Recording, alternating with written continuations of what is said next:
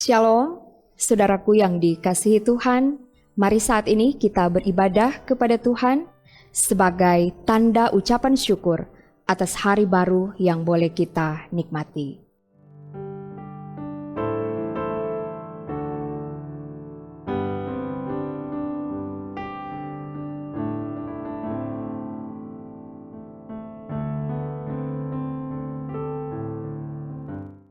Saudaraku, sebelum kita mendengar firman Tuhan di hari ini, marilah kita berdoa. Kami bersyukur dan berterima kasih kepadamu ya Tuhan, karena Engkau memberi kami hari baru untuk kami jalani. Sebelum kami beraktivitas, kami datang menghadap Engkau Tuhan. Kami mau mendengar firman-Mu. Kiranya dalam tuntunan kuasa Roh Kudus, kami dapat mengerti maksud Tuhan, dan kami dimampukan untuk melakukan pesan firman dalam hidup kami. Berfirmanlah ya Tuhan, kami sedia untuk mendengar. Dalam nama Tuhan Yesus, firman kehidupan, kami berdoa. Amin. Saudaraku yang dikasihi Tuhan, mari kita membaca Alkitab dalam Yeremia pasal 30 ayat 11b sampai ayat 15. Yeremia 30 ayat 11b sampai 15 berkata demikian. Aku akan menghajar engkau menurut hukum, tetapi aku sama sekali tidak memandang engkau tak bersalah. Sungguh beginilah firman Tuhan, penyakitmu sangat payah, lukamu tidak tersembuhkan. Tidak ada yang membela hakmu, tidak ada obat untuk bisul, kesembuhan tidak ada bagimu. Semua kekasihmu melupakan engkau, mereka tidak menanyakan engkau lagi. Sungguh, aku telah memukul engkau dengan pukulan musuh, dengan hajaran yang bengis, karena kesalahanmu banyak dan dosamu berjumlah besar. Mengapakah engkau berteriak karena penyakitmu? Karena kepedihanmu sangat payah, karena kesalahanmu banyak, dosamu berjumlah besar. Maka aku telah melakukan semuanya ini kepadamu. Demikian pembacaan Alkitab, dan tema renungan kita di hari ini adalah kasih Tuhan Allah tidak mengabaikan hukumannya. Saudaraku yang dikasihi dan diberkati Tuhan, dosa merusak hubungan manusia dengan Allah. Dosa membuat manusia jauh dari Allah. Dosa mendatangkan murka Allah. Di ayat 11b, Tuhan berfirman kepada umatnya melalui Nabi Yeremia. Aku akan menghajar engkau menurut hukum, tetapi aku sama sekali tidak memandang engkau tak bersalah. Selanjutnya di ayat 14, Allah berfirman, Aku telah memukul engkau dengan pukulan musuh, dengan hajaran yang bengis. Nah, di sini kita lihat dengan jelas bahwa Tuhan Allah tidak kompromi dengan dosa. Karena itu selalu ada hukuman atas dosa. 2 kali disebutkan dalam bagian Alkitab ini alasan mengapa Allah melakukan penghukuman itu kepada umatnya, yaitu karena kesalahanmu banyak, dosamu berjumlah besar.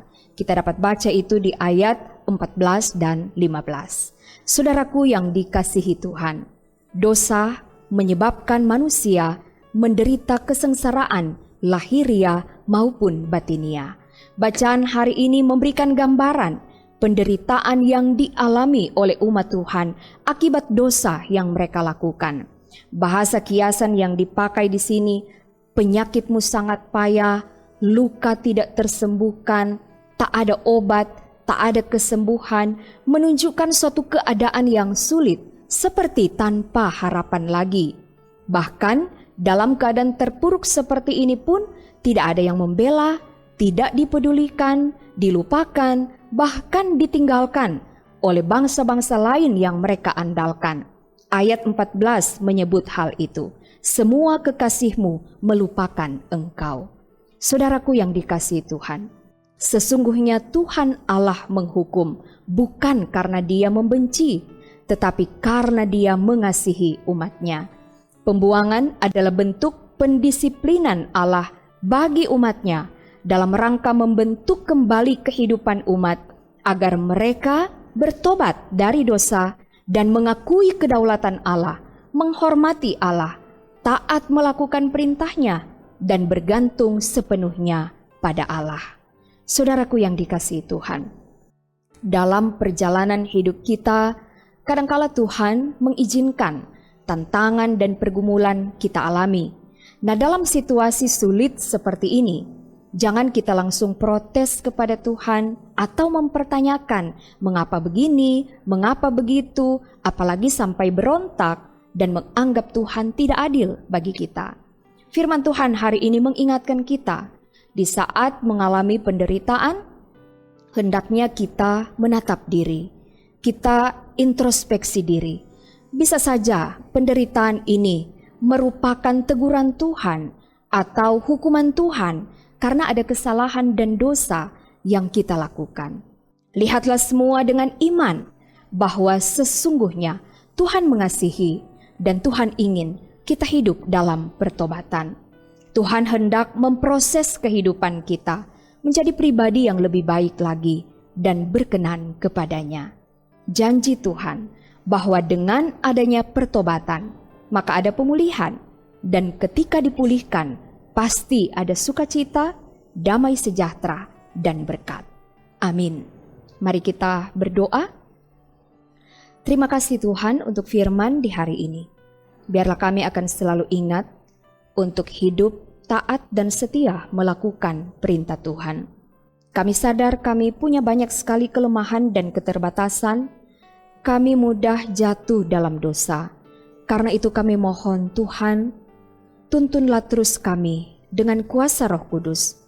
Taruhlah kami hikmat agar dapat membedakan yang baik dan benar. Agar kami dalam menjalani hidup senantiasa melakukan apa kehendak Tuhan. Ketikapun kami melakukan hal-hal yang tidak Engkau kehendaki, dan semua itu mengakibatkan kami hidup dalam penderitaan, kami mengalami situasi-situasi sulit dalam hidup.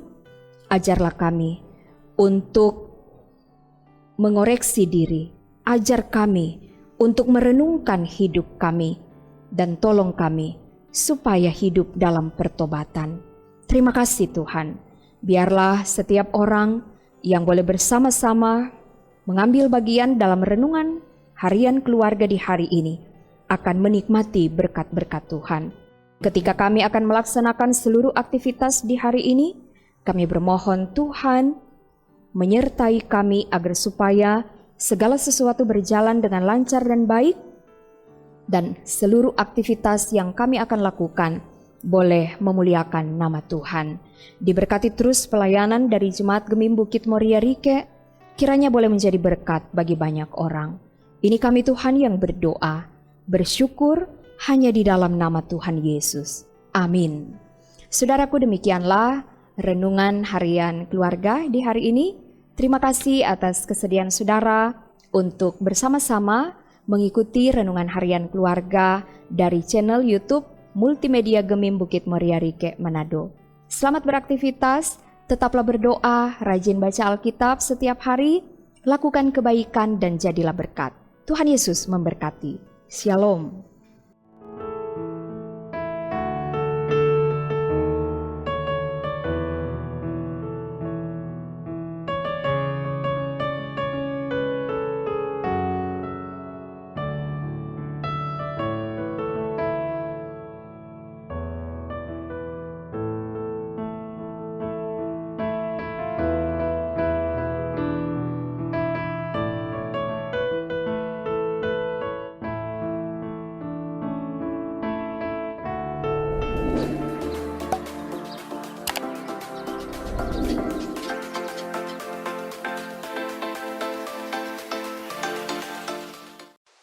Jangan lupa subscribe channel Gemim Bukit Moria Rike.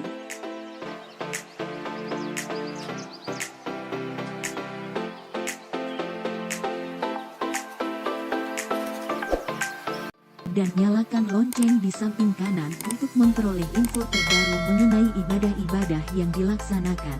Salam sehat. Tuhan Yesus memberkati kita semua. Shalom.